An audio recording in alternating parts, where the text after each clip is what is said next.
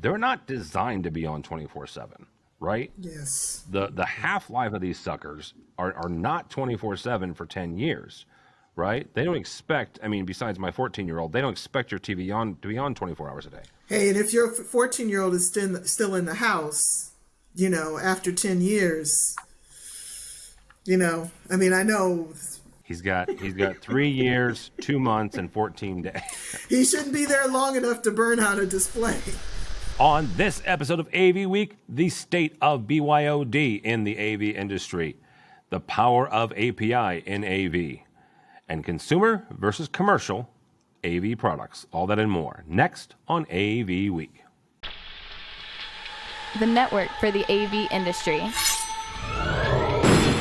What are you listening to? This is AV. This is AVNation. This is AVNation. This is AV Week, episode 612, recorded Friday, May 12th, 2023. Enough to be dangerous. This is AV Week, your weekly wrap-up of audiovisual news and information. My name is Tim Albright. I am your host. With us to discuss the news and information we have gathered this week. First and foremost, the most world-traveling, globe-trotting friend that I have, Bren Walker from Kirkegaard. Welcome, ma'am. Hey, Tim. I actually just got back from a month in France. It was fantastic. Today, I'm in Cleveland, and I'm in my sister's office with my buddy, Dwight Schrute. I'm not going to ask you which is better, Cleveland or France, because you've got your sister involved in that one. So. And it's my mom's birthday. She's 92 today. So I got here just in time. Yeah, absolutely. That's awesome. Mr. Garth Lobban, you know him and love him. He is from Atlona. Welcome, sir. Hello. How you doing today? And last but not least, a young man that I've met through a couple different friends, Suleyman.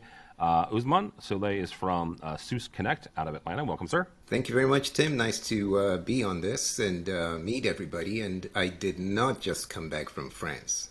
I didn't either, Suley. That's okay. We have a club. We'll meet after this. All right. A couple things. We're recording this on the 12th, so let's call it a month out from InfoComm. And it's a lot. So, but the 14th through the 16th, don't misunderstand. I run marketing for an integrator. We've got a booth. It's a lot to me. So, but y'all that are going, you're going to have a blast. 14th through 16th of June. I'm going to have a blast too, so don't misunderstand that. So you can go by infocommshow.org. You can use AVNation as a code. You can use Atlona as a code. You can use, whichever one, CTI as a code. If you don't have a code, just throw it out on Twitter and somebody will get you a code. But we will see you down in Orlando the 14th through the 16th of June. First story, Audinate has announced the launch of a new API for my buddy Bradford, application programming interface that will enhance the interoperability and flexibility of its Dante audio networking platform. The new API will enable developers to create custom applications that can communicate with Dante-enabled systems and devices. It also helps integrate the audio networking with other technologies and workflows. Audinate also achieved the AWS Technology Partner status, which recognizes the company's commitment to providing secure and scalable audio networking solutions for the cloud. Brandon, I'm going to start with you on this. How does this help Audinate help the users, help the folks that are using this on a daily basis, and then how does it help the dealers as well? Well, I think the biggest thing that it does is it just broadens the footprint for Audinate, and it opens up. I love APIs, and I think that they are the fastest way to get people who are, quote, non-coders into situations where they can code, or at least use things that would be done as a part of coding. So it widens everything. I mean, I was recently on my trip. I went to Namur, Belgium, and met with an engineer there. And I bet that we're going to end up using some part of this to have him do a remote recording session with one of my clients in the US, right? Because we're going to be able to put all those stems in the cloud. So I'm counting on it being great. I think it further solidifies Dante as a standard, and it to me it's a brilliant move. I was once on on a consultant steering committee call with a certain manufacturer who was trying to decide whether or not to do an API or to let others build their own things. And another of the consultants talked them out of the API. I thought it was a tragic mistake because APIs, they're a shortcut to getting people up and going, and they spark innovation. Once people can see what's available to them from it, it just makes things broader and blossom. So I like it a lot, and I think it helps everybody. Of course, there are going to be the issues, but you work out the issues. Not a big deal. Garth, from a manufacturing standpoint, you guys have the back end code. So, how does this help, Atlona, but also how does it help the users as well? Well, I'll echo Bren's statements because it's important for manufacturers to open up their APIs so that more people adopt these technologies. And what's smart about this with Audinate and their footprint in live audio and getting more and more into Dante video, this allows people to better control not just where the audio goes, but where the video goes, and ultimately a control system that would allow that to happen. Now, in the press release, they mentioned that Crestron also has this API, which is smart for them because it allows them, Crestron, to control not just the AV in the room, but also to control where the audio and video goes throughout the room using Dante. For us on our side, we have an API available for our AV over IP system so that people get in and control it easily if they're not using our velocity control system. And then with Dante's API now open, we can look at that and we can look at ways that we can incorporate more Dante capability within our velocity control system. So as Bren says, it's just a smart move because you can still have your proprietary products, your proprietary technologies, but opening it up so that these systems can be more inclusive of multiple manufacturers to meet the customer's needs, that's really what we need to do. Bren, I want to ask one follow-up to here. Had a conversation with my buddy Steve Greenblatt. Steve, if you don't know, is the guy who owns and runs Control Concepts, and he also hosts our State of Control podcast here on AVNation. He and I had a conversation along with Brittany DeCesare from his office about kind of their push into InfoComm, like why they're going. They don't have a booth, but they're certainly going and meeting with folks like Garth, right? And really quickly, Steve is 30 years ago. Steve was a Crestron programmer. That's how he got started in the industry, right? And his company has evolved the last couple of years into creating sometimes some of these APIs or interfacing with some of these APIs. He made a statement, though. He said, these APIs help the industry evolve and push into that IT-centric part. It helps us evolve more into the IT-ness of the customers. Is that accurate? Absolutely. And it's because it's about moving away from the local installation or the local instance, right? And an API with connected with the cloud server basically takes you away from just what's happening with your local instance. And this is the next part of AV moving from hardware to software codecs.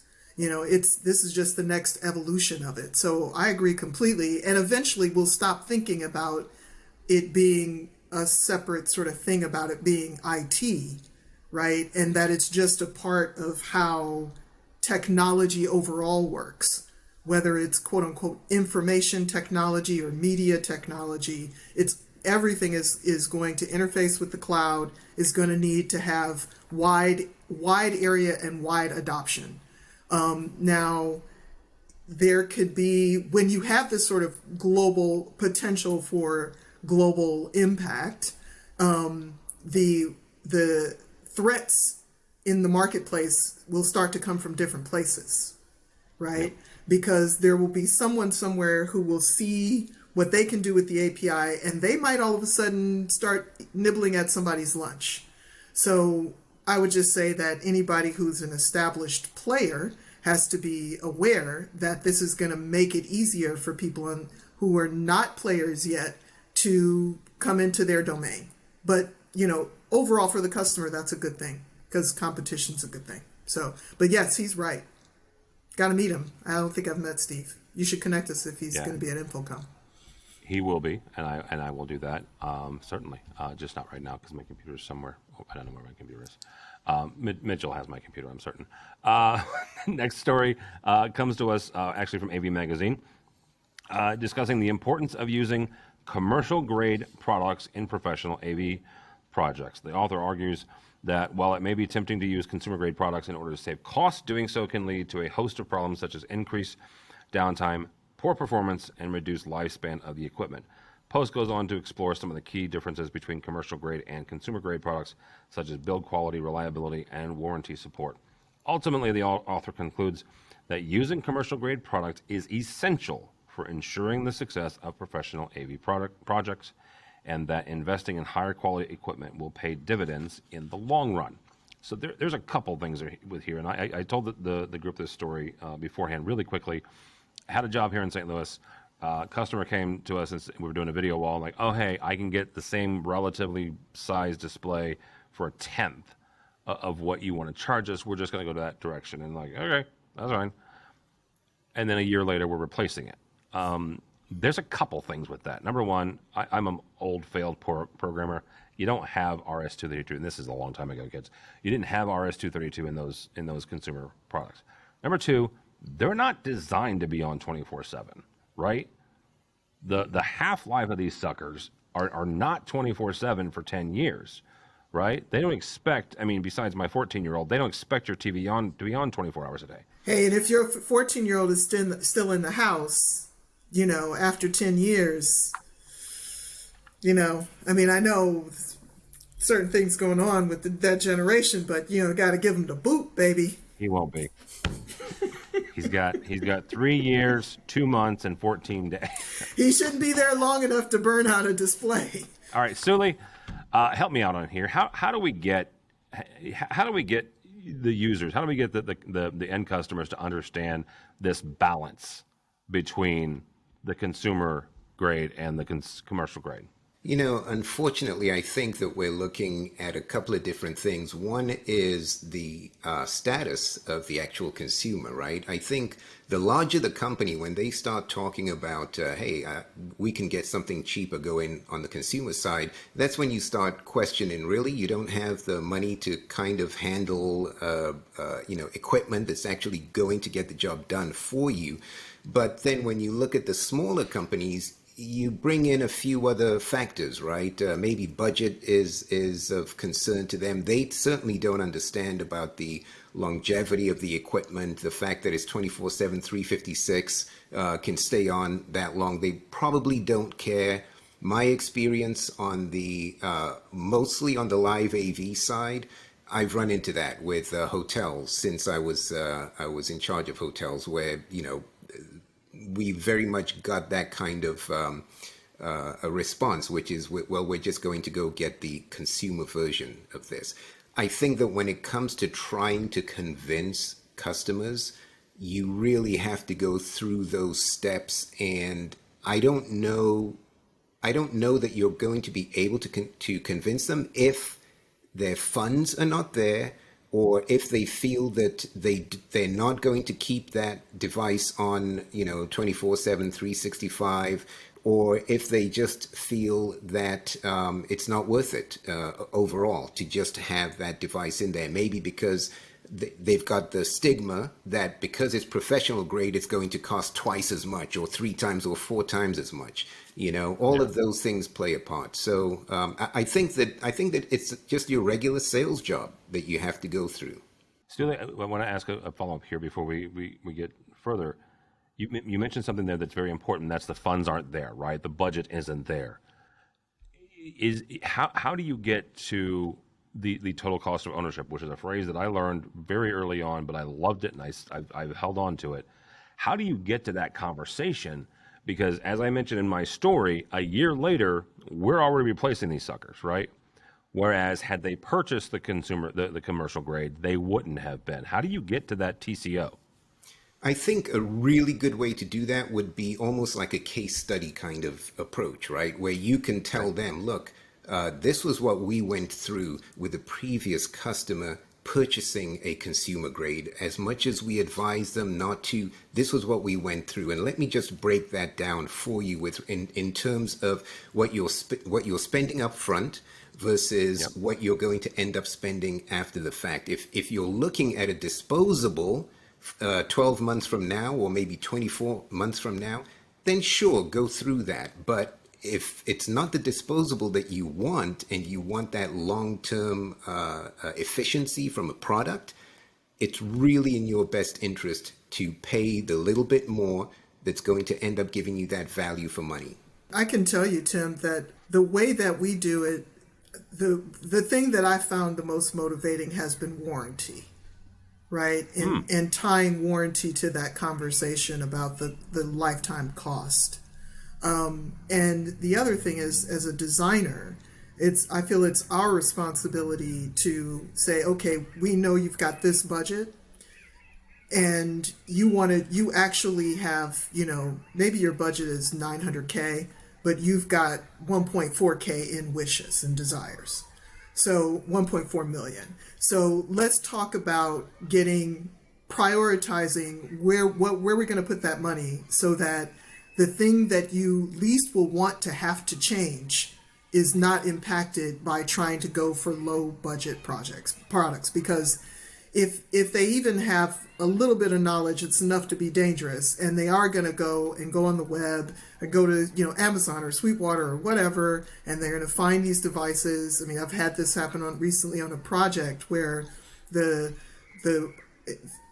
venue side of the house, we were able to maintain everything at professional grade, and then on the administrative side of the facility, conferencing, offices, things like that, they went to some consumer grade products, but it's all stuff that they themselves can take out and replace, right? So they've swapped some things that had metal, and now they have plastic, and I'm like, just so you know what you're doing, that plastic is more likely to wear out sooner. You be aware of what you're doing and make it something that you can service yourself, so that you don't end up at least paying in installation costs if you can help it.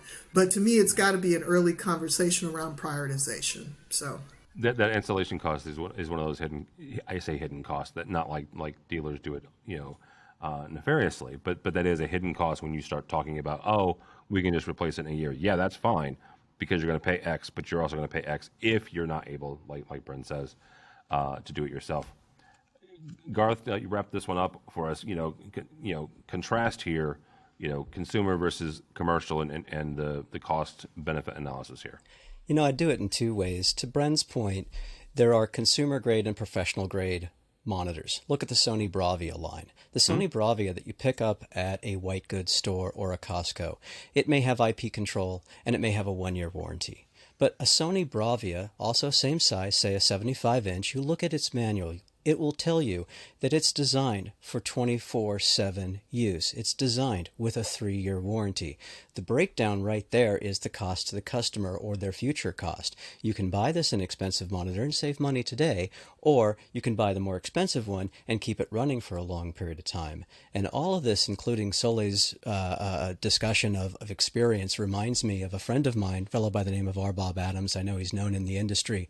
He once told me that he would work with houses of worship looking to put a system in, and they would buy 3 systems: the one they could afford, the one that fixes the one that they could afford, and then the one that they ultimately bought that solved the original need. And this goes to Solei's point of references, right? He says case studies. I would also say references, because people like to talk to people who are in their similar situations. Yeah. So getting your group of references together, Madam or Mr. Integrator, people who are friendly with you and people that you've worked with that can share these stories to the concerned customer. Well, why should I spend this money? Well, talk to my customer here. He's gone through what you've gone through. And that might be able to tie a ribbon around that why professional versus consumer.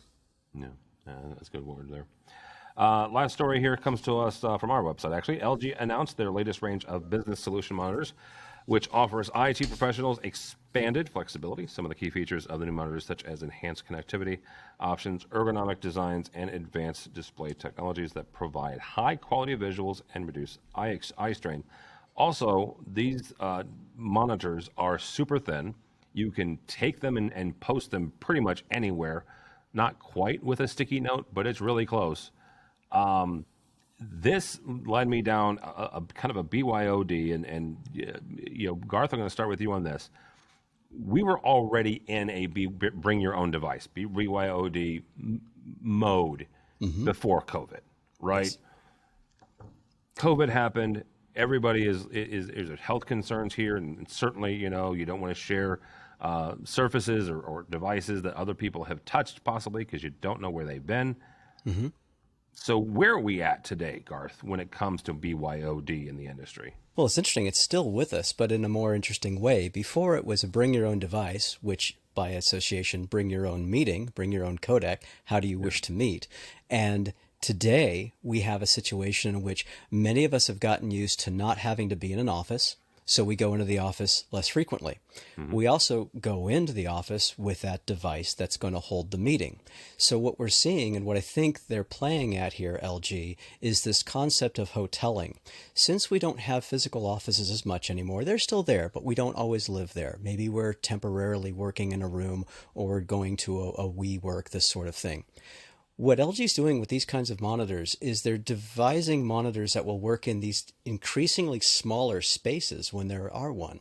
For example, the first monitor in there is a 27-inch monitor, which you said you could basically put that on your cubicle wall. Yeah. Think about the shrinking of the workspaces that we have, if we even have a workspace. So being able to place that relatively flat monitor onto a wall with a USB-C connection, which will also power up to 65 watts anyway, your laptop, you can get to work a lot quicker. And there's a little plug-in on the top on one of their designs that it has the little web camera on there.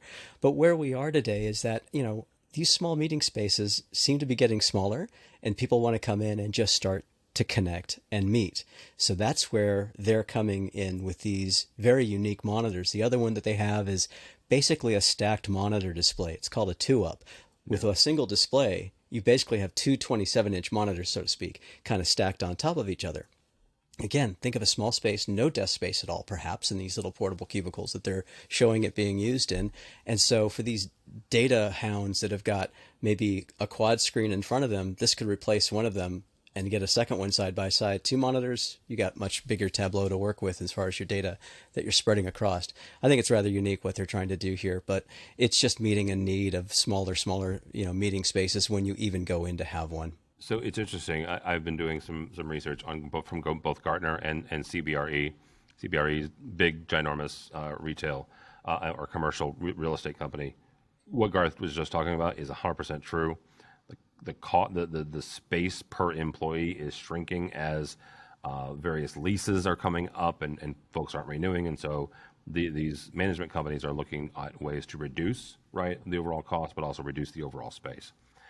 Bren, you've probably got more experience with that very thing and looking at cost per employee and space per employee. So where are we hitting here with BYOD?